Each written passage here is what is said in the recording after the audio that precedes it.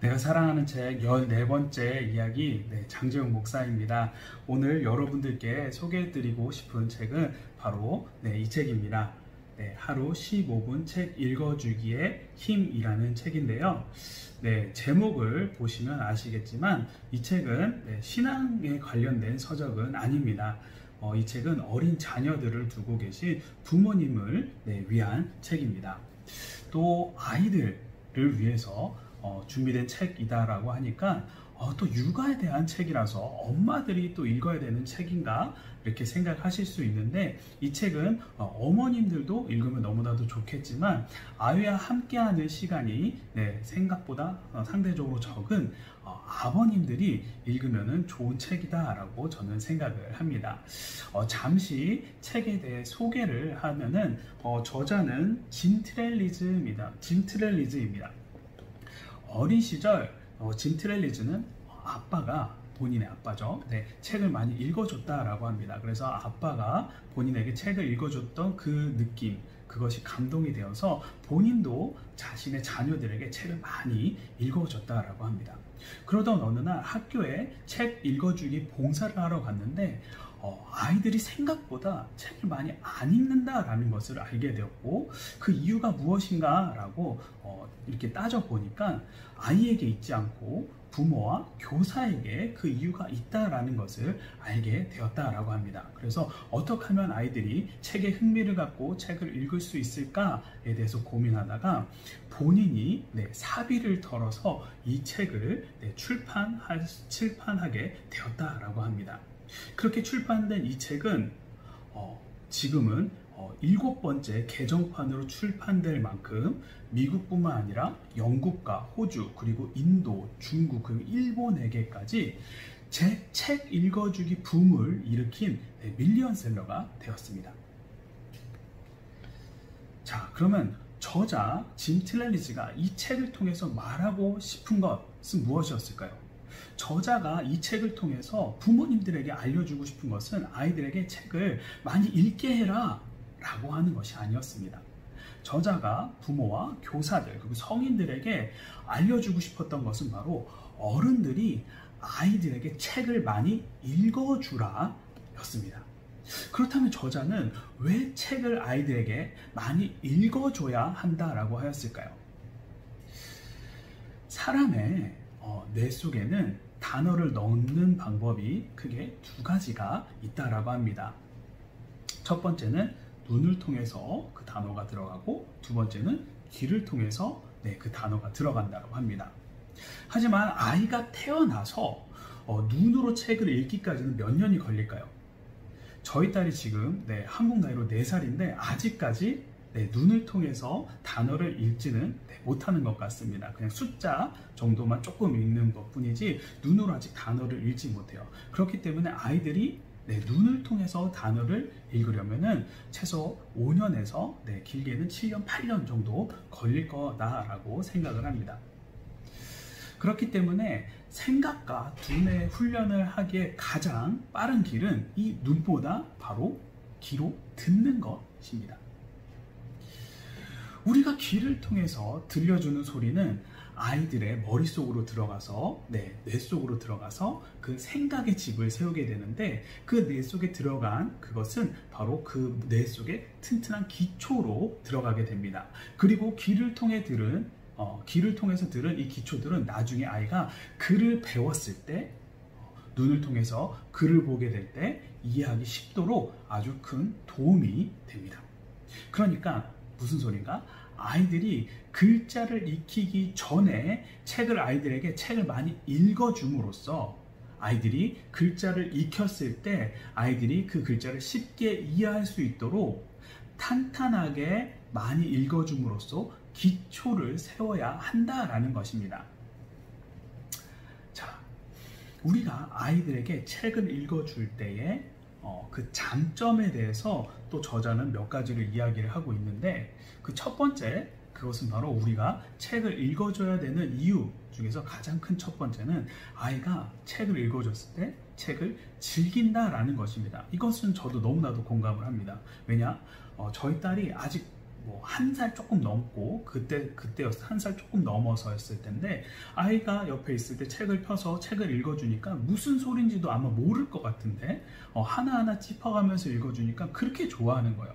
그러면서 잘 걷지도 못하는데 다른 책을 또 갖고 와서 읽어달라 하고 또 책을 읽어달라고 하면서 책을 계속해서 끊임없이 읽어달라는 거예요. 그러면서 그 책을 읽어줄 때마다 너무나도 재밌다고 깔깔거리면서 웃는 것을 경험을 했었습니다.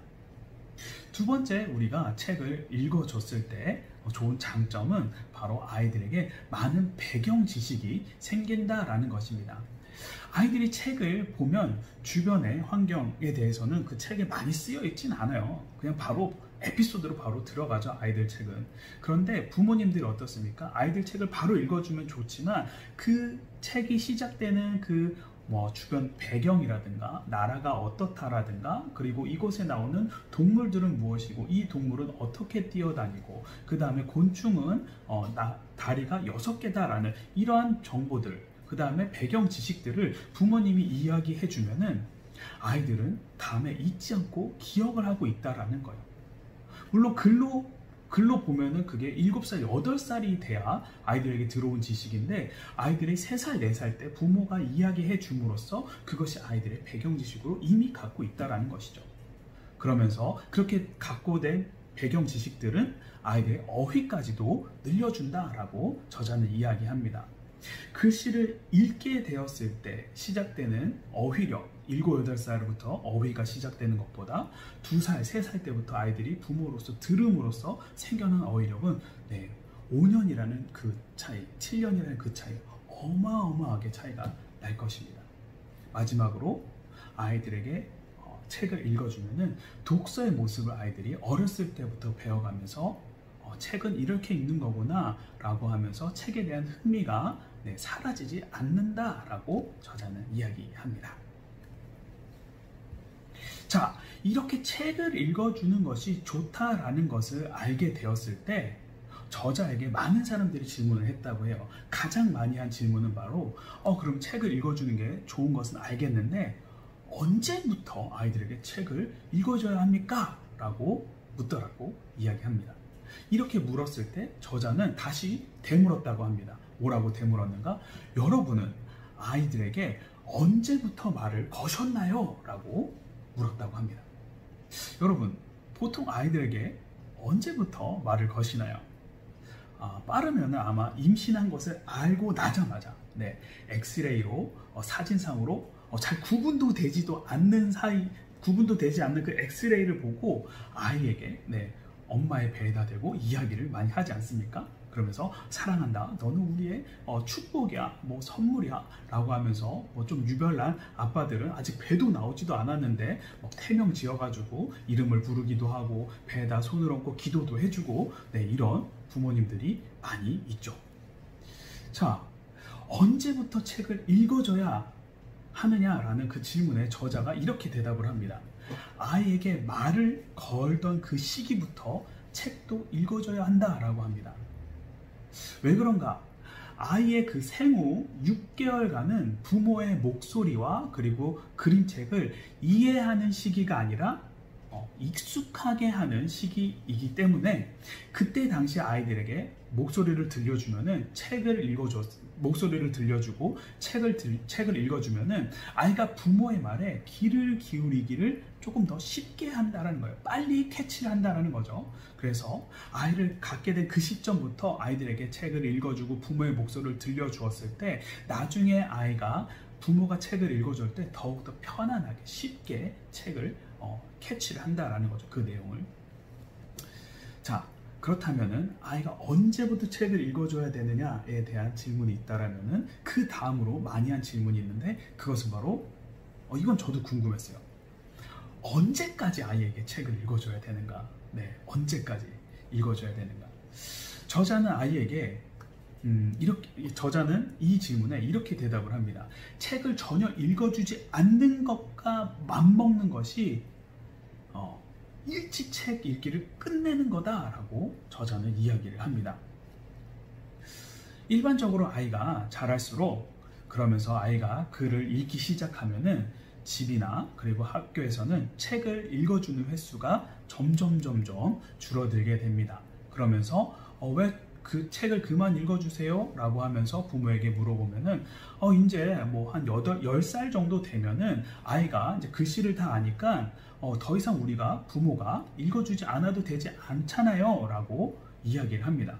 이렇게 이야기를 들면은 맞는 것 같다 라고 생각을 하는데, 이 말에는 잘못된 기준이 있습니다. 7살 그리고 8살 아이 중에 생각을 해보십시오. 7살, 8살 아이가 그 10살 아이들이 읽는 동화책을 읽고 그 동화책을 이해를 할 수 있을까? 아마 이해를 못하겠죠. 네, 모를 것입니다. 하지만 그 동화의 내용을 그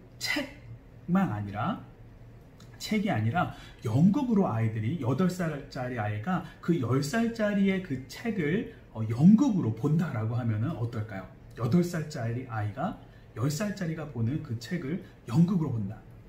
아마 7, 8살짜리라고 해도 그 내용을 충분히 이해를 할 것입니다.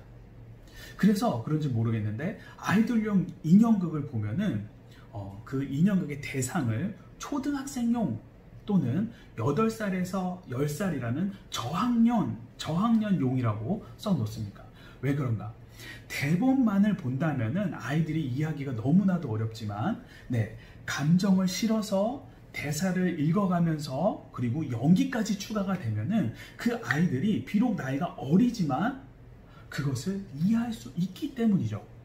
즉, 아이들이 혼자 읽을 때는 이해하지 못한 그 복잡한 그리고 재미없는 이야기라도 어떻습니까? 감정이 들어가고 그 배경에 대한 설명이 들어간 내용을 듣고 대사를 듣는다면은 아이들이 이해가 훨씬 쉽다라는 거예요. 그래서 1학년 아이가 8살짜리 아이가 10살, 11살짜리가 읽는 책의 수준을 듣게 되면은 그것을 이해하게 되는 것이고, 12살, 13살짜리 아이가 중학교 14살, 15살짜리의 그 수준의 책을 듣게 되면은 그것을 이해하고 그것에 대해서 지루해하지 않고 즐길 수 있다라는 것입니다. 전문가들의 견해에 따르면 듣기와 읽기의 수준은 중학교 2, 3학년, 나이로 따지면 14살, 15살 정도가 돼야지만 듣기와 읽기의 수준이 거의 같아진다라고 합니다. 그렇기 때문에 우리 부모들이 생각했을 때 10살 정도면은 글을 대충 다 깨우쳤으니까 그만 읽어줘도 된다 라고 거기서 끝내는 것이 아니라 우리가 생각했던 그 기준보다 3, 4년 더 뒤인 14살, 15살까지 책을 읽어주면은 그때까지 책을 읽어주는 게 좋다라고 저자는 이야기를 합니다.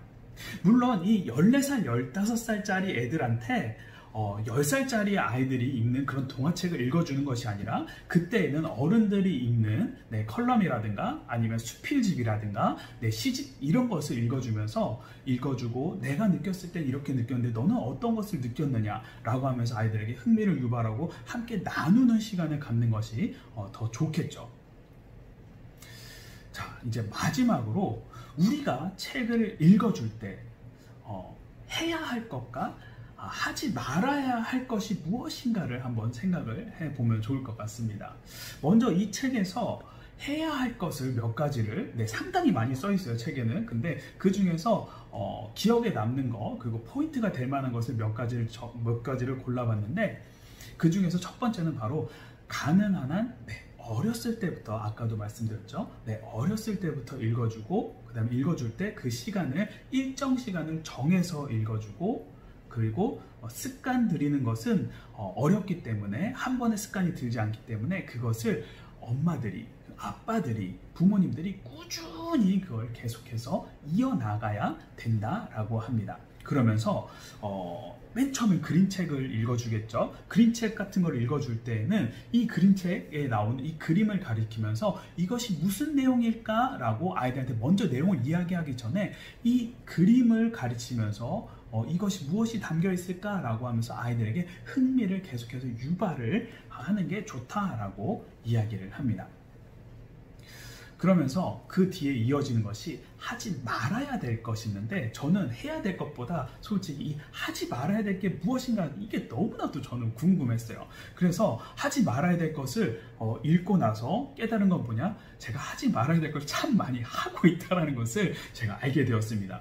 그 중에서 확 와닿는 게 뭐냐면은, 책을 읽어줄 때 읽어주는 중간중간에 아이들이 질문을 하는데, 그 질문을 귀찮아하지 말아야 한다라는 거예요. 저도 가끔 그래요. 책을 읽어주다 보면은 저희 딸이, 저는 조금 급해가지고 빨리 읽어주고 저 다른 거를 하고 싶은데, 아이가 중간중간에 그 말에 이어서 또 다른 질문을 계속해서 하는 거예요. 그런데 그 질문이 정말 그 책과 관련이 없는 것을 읽어주는 거예요. 관련이 없는 걸 질문하는 거예요. 보통 무슨 질문을 하냐면은, 토끼가 깡총깡총 뛰었어요 라고 하면은, 아빠, 토끼는 무슨 색이지? 라고 해서 흰색이네? 라고 해서 책의 그림에 있는 흰색을 가르치면은, 근데 나는 핑크색이 좋은데 핑크색 토끼 찾아줘, 이런 식으로 내 질문을 하면은 도중에 알았어 그냥 접어버리고 그냥 넘어가는데, 저자는 아이들에게 아이들이 질문할 때 귀찮아하지 말아라 라고 이야기를 합니다. 왜 그러냐면은, 아이들의 책은 우리가 언제든지 다시 읽어줄 수 있지만, 아이가 생긴 그 궁금증은 또 언제 생길지 모른다라는 거예요. 그렇기 때문에 그때 질문했을 때 참을성을 갖고 최대한 부모가 대답을 해 주어야지만, 아이가 또 다른 호기심을 갖고 해서 계속해서 머리를 쓴다라는 거예요. 생각을 한다라는 겁니다. 그러면서 또 다른 것, 해야 되지 말아야 될 것 무엇이냐? 달랑 한두 페이지 읽어줄 거면은 아예 읽어주지 말라라는 거예요. 금방 접어버리면 아이가 흥미조차 갖지 않는다라는 것이죠. 그리고 마지막으로, 이거는 상당히 부모님들이 조심해야 될 거라고 저는 생각을 합니다. 마지막으로 뭐냐? 책 읽어주는 것을 협박용으로 쓰지 말아라 라는 것입니다. 어떤 식으로 하면, 너 지금 이거 장난감 정리 안 하면은 이따가 책 안 읽어줄 거야? 뭐 이런 식으로, 뭐 안 하면은 책 안 읽어줄 거야? 이런 식으로 아이를 책 읽어주는 것을 협박용으로 쓰다 보면은 아이들이 책에 대한 흥미보다는 책 자체를 꼴보기 싫어한다는 거예요. 책에 대해서 아예 멀어지기 때문에 책 읽어주는 것을 협박용으로 쓰지 말라라고 저자는 이야기를 하고 있습니다. 오늘 제가 사랑하는 책 14번째 시간을 준비하면서 이 책이죠. 하루 15분 책 읽어주기의 힘에 대해서 여러분들에게 지금까지 소개를 해드렸습니다. 오늘 책을 소개하면서 저희 머릿속에 계속해서 드는 생각은, 15분간 아이들에게 매일매일 책을 읽어주면 참 좋겠다. 이것을 습관하면 좋겠고, 아이들이 책에 대해서 흥미를 가졌으면 좋겠다 라고 하면서, 나중에는 그 흥미가 아이가 성인이 되었을 때도 스스로 책을 읽어 나가는 습관이 되었으면 좋겠다 라고 생각을 들었는데, 아이들이 그냥 일반적인 교육 서적, 학교 서적을 아이들에게 먼저 읽어주기보다는 저희 주변에는 너무나도 좋은 책이 있지 않습니까? 그것은 바로 하나님께서 저에게 주신 성경책이죠. 그리고 그 성경책에는 정말로 너무나도 재미있는 에피소드들이 참 많아요. 그렇지 않아요? 하나님을 따르는 자들이 어떠한 모습으로 살아갔는지, 어떠한 행동을 했는지, 아브라함이나 다윗이나 다니엘, 그리고 또 신약에 와서는 예수님의 어떠한 모습으로 우리를 사랑해 주셨는지, 그리고 복음을 전하려고 바울이 어떻게 열심히 어느 나라를 또 이렇게 열심히 다녔는지, 이러한 것들을 아이들에게 읽어준다면, 성경책 그대로 다 읽어주기에는 어린 아이들은 조금 이해하기 힘드니까 그것을 부분적으로 동화처럼 만들어 놓은 책들이 또 있습니다. 그 책들을 그 어린 아이들에게 어렸을 때부터 하나하나 읽어주다 보면은 아이들이 하나님께 흥미를 갖게 되고, 예수님께 흥미를 갖게 되고, 하나님이 나를 얼마나 사랑하셨는지, 하나님이 나를 얼마나 사랑하셨으면 죄인된 우리를 용서까지 해주셨는지, 이런 것들을 다 아이들이 하나하나 캐치해 나가지 않겠습니까? 그러면서 하나님과 더욱더 가까워지고 하나님을 더욱더 알아가고 싶어 할 거라는 생각을 하게 해보았습니다. 오늘 지금까지 14번째 이야기, 하루 15분 책 읽어주기의 힘을 소개해 드렸습니다. 다른 책들보다 먼저 아이들에게 성경에 관해서 성경에 나오는 재미있는 에피소드를 읽어주면서 아이들이 하나님과 가까워질 수 있는 계단을 만들어주는 저희들이 되었으면 좋겠습니다. 여기까지였습니다. 감사합니다.